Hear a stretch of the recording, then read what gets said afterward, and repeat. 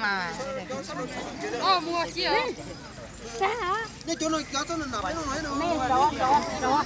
Nè nhá sao nó. Nè giá đó. Nè giá gì nè giá thì nó mà cho nó giá nó nè giá nó nhô nó nè.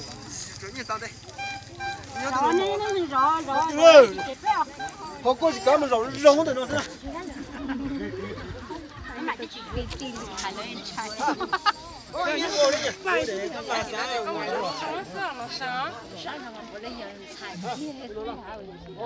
Có lúc cầu tiêu mà không?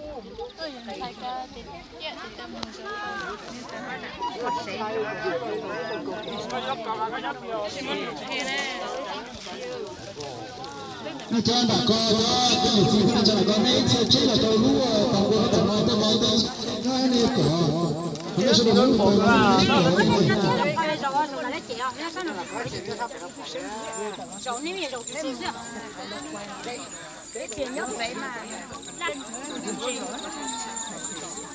đây là nhà này như dầu cái nó gọi ra dầu nó còn dầu nó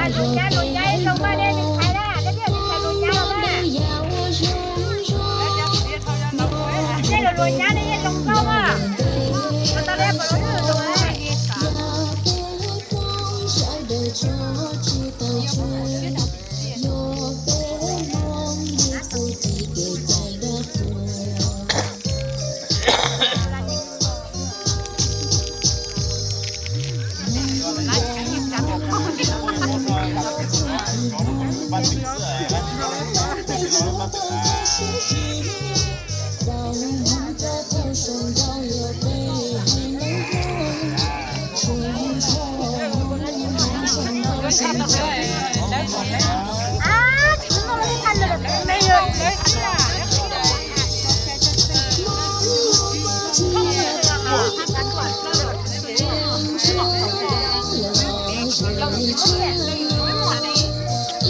subscribe cho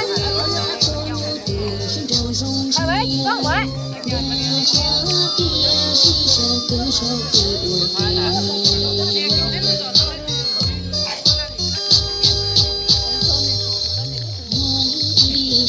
Ghiền Mì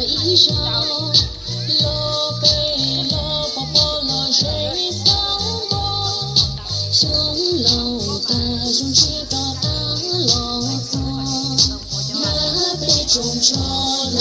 để không bỏ lỡ